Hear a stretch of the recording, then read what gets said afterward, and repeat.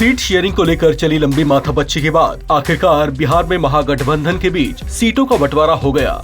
पटना में आरजेडी दफ्तर में आयोजित ज्वाइंट प्रेस कॉन्फ्रेंस में इसका ऐलान किया गया, जिसके मुताबिक आरजेडी 26 सीटों पर चुनाव लड़ेगी, जबकि कांग्रेस को 9 और लेफ्ट को 5 सीटें मिली हैं। लेफ्ट की 5 सीटों में से माले 3 सीटों पर चुनाव लड़ेगी। सीपीआई बेगूसराय से, जबकि सीपीएम को खगड़िया लोकसभा सीट दी गई है। हालांकि सबसे ज्यादा पेंच पूर्णिया सीट पर फंसा था, लेकिन अब ये सीट आरजेडी के खाते में आ गई है। इसकी वजह से पप्पू यादव का पत्ता कट गया है। नीतीश की पार्टी जेडीयू छोड़कर आरजेडी में आई बीमा भारती पूर्णिया सीट से महागठबंधन की उम्मीदवार होंगी। वहीं कांग्रेस नेता पप्पू यादव पूर्णिया से ही चुनाव लड़ने पर अड़ गए हैं। सोशल मीडिया प्लेटफॉर्म एक्स पर उन्होंने कहा, सीमांचल कोसी जीतकर देश में कांग्रेस सरकार बनाएंगे, पूर्णिया में कांग्रेस का झंडा लहराएंगे, राहुल गांधी जी को प्रधानमंत्री बनाएंगे। बीमा भारती को लालू यादव ने जिस दिन पार्टी का सिंबल सौंपा था, उसी दिन पप्पू यादव ने अपने इरादे जाहिर कर दिए थे। उन्होंने कहा था कि मैं दुनिया छोड़ दूंगा, लेकिन पूर्णिया नहीं छोड़ूंगा।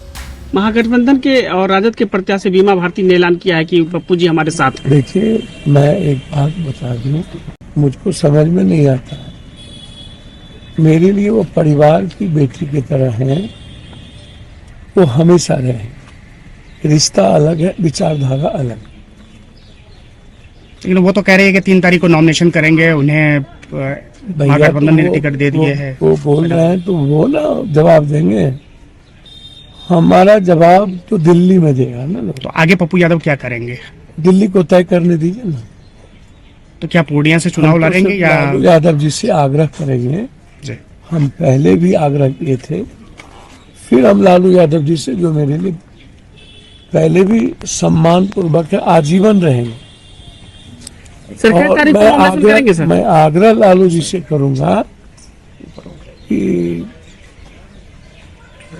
मैंने आपसे कहा था कि पूर्णिया से चुनाव लड़ने की मेरी प्रबल इच्छा है, क्योंकि पूर्णिया आशीर्वाद में जिस तरीके से पूर्णिया के बच्चे, जनता, व्यवसायी, महिलाएं, सबसे ज्यादा गरीब वर्ग महिलाएं, बच्चे, यूथ जिस तरीके से उस आशीर्वाद रैली में, यात्रा में आए, उसके बाद पप्पू यादव के लिए कुछ भी नहीं बचता है।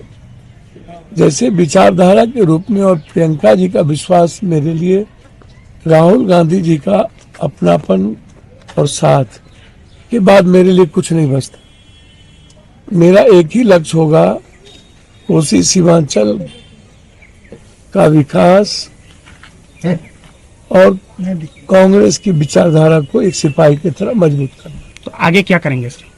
क्या वो पूर्णिया की जनता तय करेगी? मैंने पहले भी कहा, पूरी दुनिया एक तरफ हो जाएगी, तब भी हम पूर्णिया